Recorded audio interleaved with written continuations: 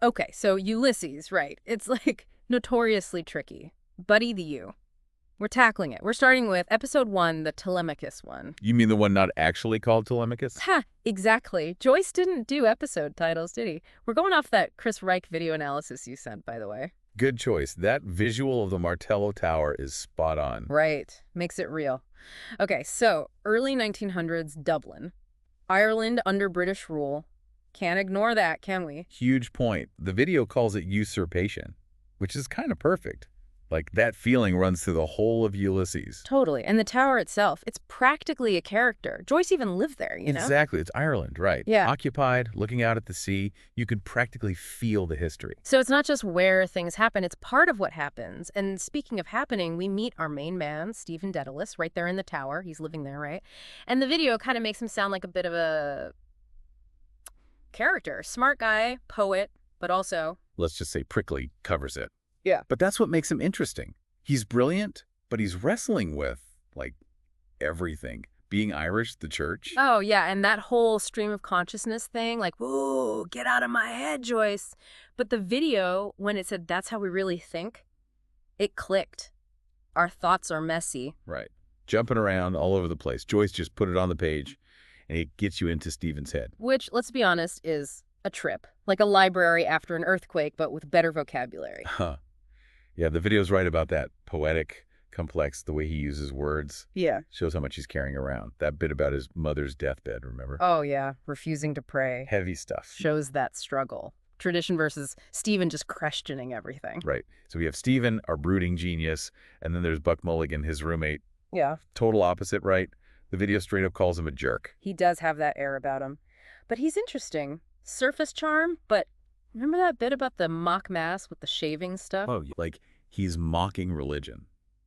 And calling Stephen Kinch, which, if you know your Gaelic slang... Means knife. Yeah. Sharp. Always poking at Stephen. I think he likes getting a rise out of him. Which, knowing Stephen probably isn't that hard. But wait, hold on. Mulligan being a bit of a usurper himself, that adds a whole other layer. Right, totally. And it's not just Mulligan. We've got Haynes, the English house guest. Talk about awkward. He's there to study Irish folk language. Which, okay, on the surface, maybe not a bad thing, but in this context, right? Exactly. It's like he's collecting a dying culture. And remember that crazy story from the video about the real Haynes? The Panther nightmare. And the gun. Yeah, Joyce literally moved out because of it. Can you imagine? Sorry, mate, your nightmares are a bit too real for me. Talk about an excuse to move, but it shows how on edge everyone is. Totally. Even in their own home, that English presence is just there, looming. And that's where Joyce's language comes in, right? That stream of consciousness you mentioned. Which is both amazing and kind of terrifying, to be honest, like being dropped into the deep end of their thoughts without a life jacket. But the video did a good job breaking it down. What was your take on how Joyce uses language? It's like he buries these layers of meaning, you know? Yeah. Like that milk woman. Seems simple, right? Okay. Coming to get paid. But she's like, oh, Ireland, right. Can't remember Irish, which is just sad. Heartbreaking. But then the way she calculates that milk bill, the video even points it out. Click, click, click. She knows exactly what's what. Right, like, don't mess with me. She may have lost her language, but she hasn't lost her mind, and that's Joyce. He does that to you. Oh, yeah. Those little aha moments are everywhere if you're paying attention. And often it's in the wordplay, like Mulligan calling Stephen Kinch, who said it means knife. But it's more than that, isn't it? The video pointed out the connection to being sharp, cutting. Is he complimenting Stephen? Or is it a dig? Yeah. Joyce leaves it hanging. Makes you work for it. Speaking of clues, that key thing, right? The video made a big deal about how keys in Ulysses are. Big-time symbolism, especially with Ireland and all that. Mm-hmm. Who has the keys? Who has the power? It's all right there. And Stephen with that tower key. Yeah. It's like he's holding Ireland, but it's weighing him down. Remember when he says they'll want the key? Foreshadowing. He knows he's going to have to give it up. And then he does. Hands it right to Mulligan. And it's not just a key, right? It's control. Of the tower, yeah, but also more than that. Exactly. Giving in to those bigger forces. Like a tiny detail, but it unlocks this whole other level. Kind of like all those other little usurpation moments, actually. Right. Like they're everywhere once you see them. Haynes wanting to grab onto this old language, the milk woman who's lost hers. Even Mulligan, always needling Stephen, trying to, like, break through his And defenses, everyone's trying to take a piece of Stephen, whether he likes it or not. being chipped away at. Which, come to think of it, is kind of like what's going on inside Stephen's head, too, right? All that pressure from outside and inside. Joyce puts it all together.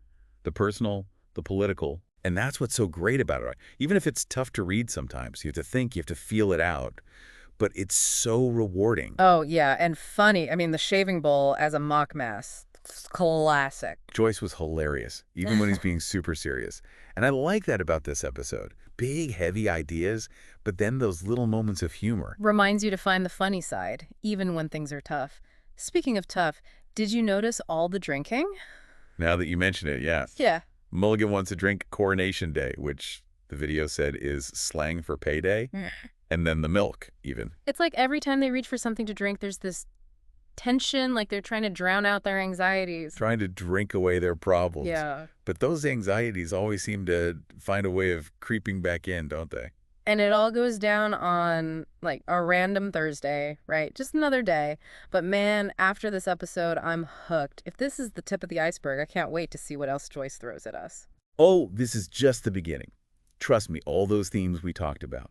Usurpation, identity, that whole power struggle. They're going to keep popping up in the weirdest, most brilliant ways. And the language, like he reinvented English, didn't he? That stream of consciousness, the wordplay, throwing in Gaelic slang. He makes you experience language differently. It's not just what he's saying, it's how he says it. You ever catch yourself rereading a sentence just like, whoa, what did he do there? All the time, he'll twist a word and suddenly you're seeing a connection you never would have made before. Like a magic trick with grammar. Exactly. And that's why this kind of deep dive is so great.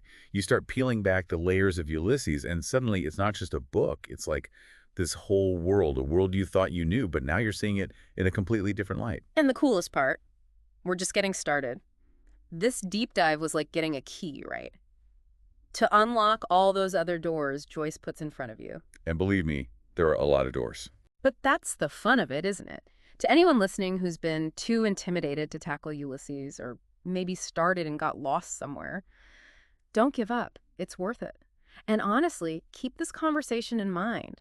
Because those themes, those characters, that crazy, beautiful language, it's all going to come back around. It's like Joyce is saying, pay attention. There's magic hidden in the everyday if you know where to look. And who knows, maybe after this deep dive, we'll start seeing that magic everywhere